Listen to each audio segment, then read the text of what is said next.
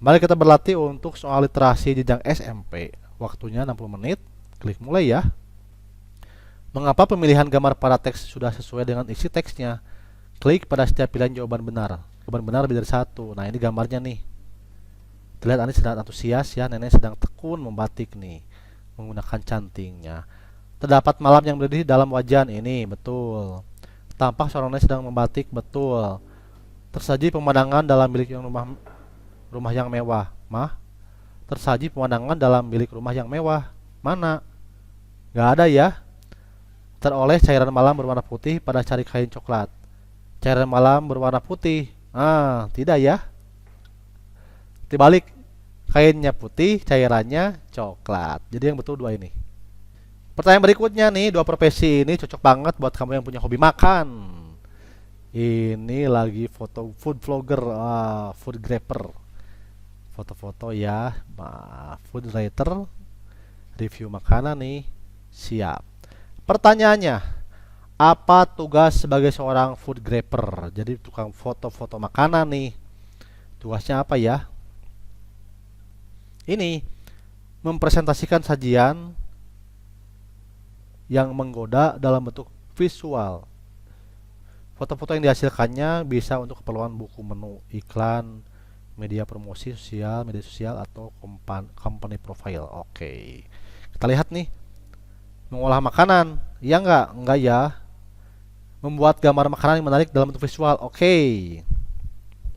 Apa saja teknik pemotretan yang tidak boleh dilupakan oleh food grabber? Klik pada setiap pilihan jawaban yang benar. Jawaban lebih dari satu. Yang pertama yaitu angle-nya. Angle-nya yaitu posisi kameranya ya, seperti di mendekati, mundur, ambil kiri kanan, angle ya. Portofolio, ini portofolionya tadi ya. Membangun portofolio yang baik. Filter. Filter butuh nggak? Ada nih filter. Ada di sini ada jawabannya ya. Komposisi, filter, angle, dan portofolio. Ada semuanya, siap. Setelah membaca artikel tersebut, kamu tertarik untuk berkecimpung dalam bidang penulisan seputar wisata kuliner. Apa saja kata kunci yang dapat kamu gunakan untuk mendapatkan informasi tersebut pada mesin pencari di internet? Klik pada setiap pilihan jawaban yang benar ya. Food writer. Di sini berarti nih. Nah, food vlogger, food writer, oke, ada di sini ya. Siap. Berarti food blogger. Sesuai ya, dua. Seorang food writer memiliki tantangan tersendiri saat bekerja. Apa yang harus dikuasai untuk dapat menjadi seorang food writer yang andal? Benar salah nih. Memiliki pengetahuan yang luas mengenai cita rasa berbagai makanan. Oke, yang keduanya mengedepankan estetika. Yang ketiganya mengetahui cara menyajikan ulasan maupun rasa. Benar. Estetika tampilan. Benar semuanya. Baik, dua profesi ini cocok banget buat kamu yang punya hobi makan. Nah, di sini ada gambarnya food grabber, narasinya ya, dan food writer. Nah, di sini ada narasi juga, dan mulailah ke pertanyaannya. Pasangkanlah deskripsi pekerjaan berikut dengan profesi yang sesuai dengan isi teks. Ini deskripsi pekerjaannya memberikan informasi rekomendasi mengenai tempat makan. Berarti ini ya, food blogger.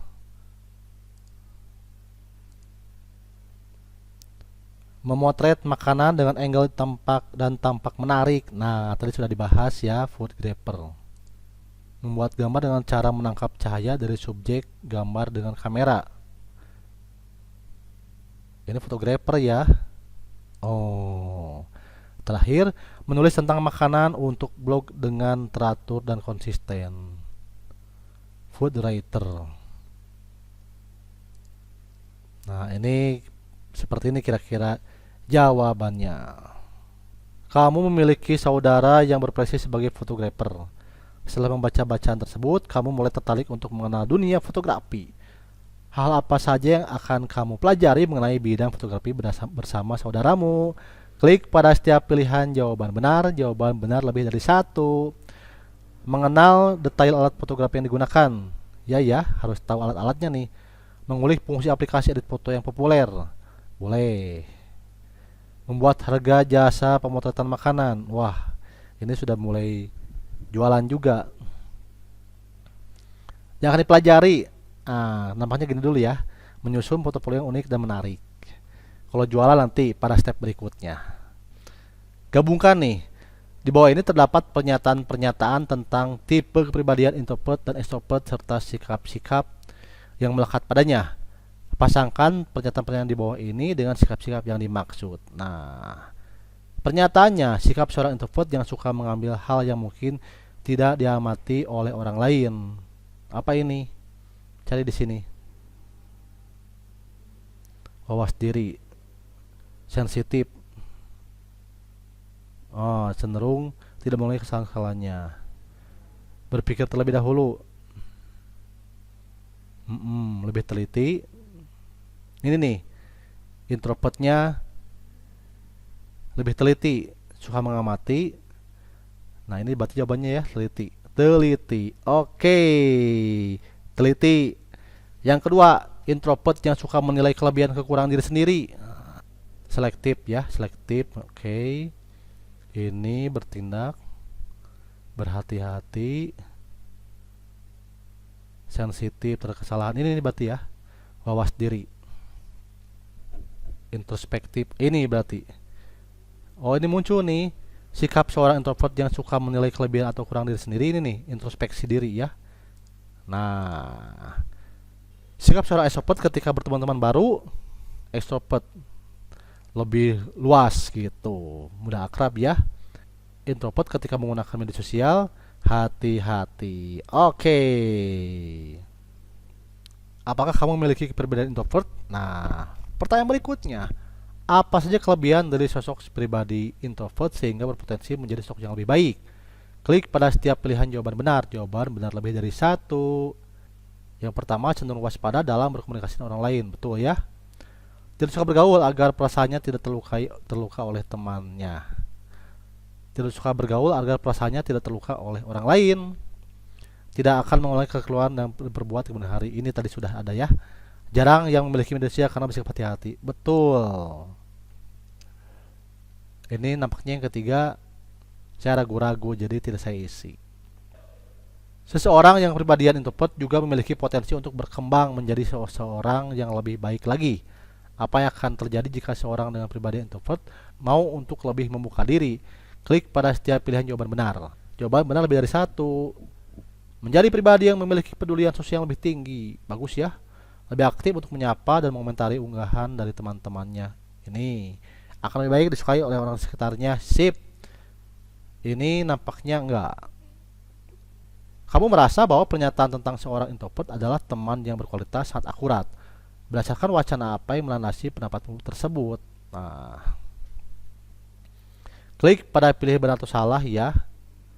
Seorang introvert sangat memahami perasaannya sendiri sehingga dia juga menjaga perasaan temannya. Oke. Introvert cenderung tenang dan tidak banyak bicara sehingga teman sekitarnya merasa nyaman. Ya. Introvert berpikir lebih lama sebelum berkata atau bertindak sehingga ia akan berhati-hati agar tidak menyakiti orang lain. Oke, ini dia ya. Etika menyantap makanan di berbagai negara. Ini India, Jepang, Prancis, Cina, dan Portugal. Selamat makan. Ini narasinya ya. Yuk kita ke pertanyaan dulu.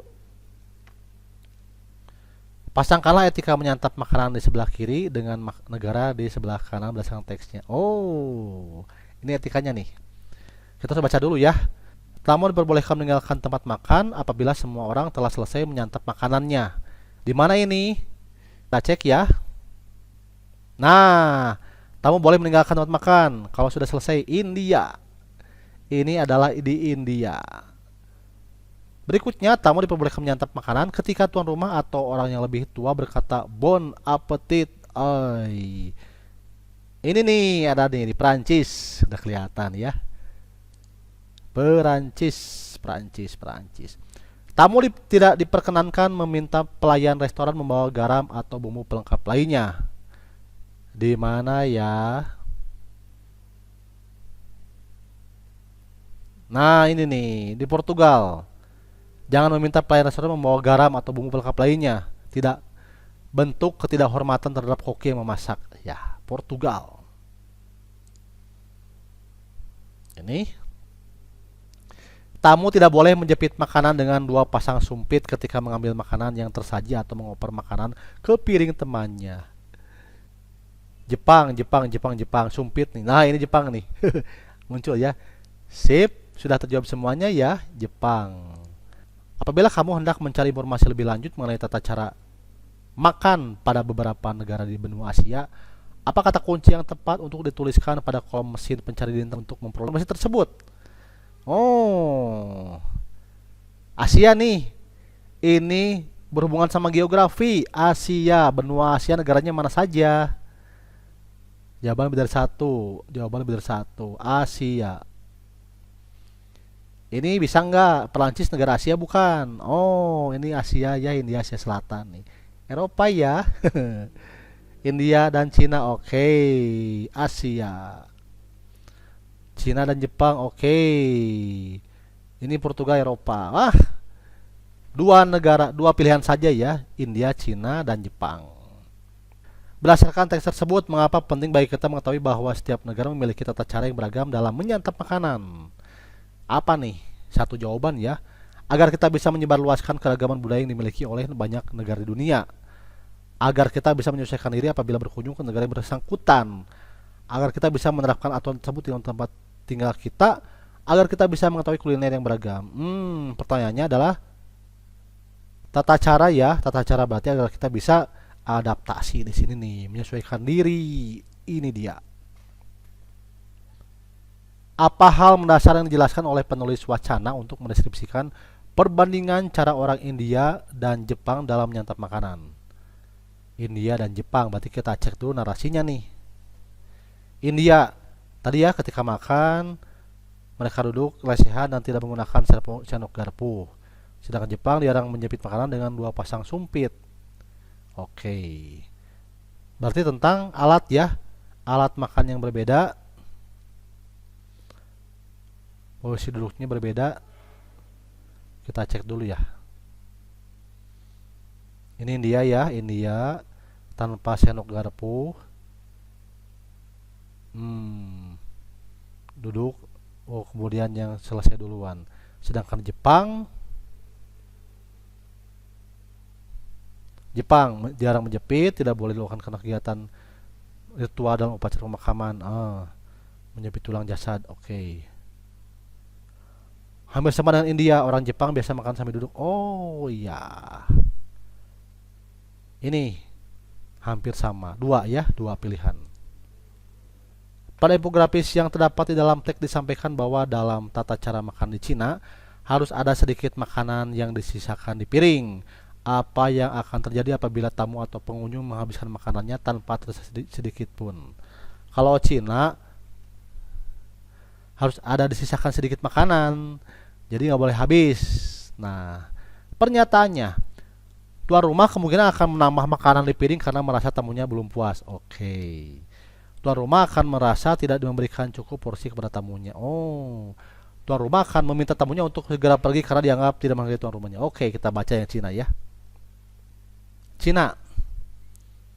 Ini nih, apabila tamu tidak menyisakan makanan di atas piring, tuan rumah dianggap tidak memberikan cukup porsi kepada tamunya. Ini nih. Ini dia jawabannya benar. Ini salah. Ini salah. Ya.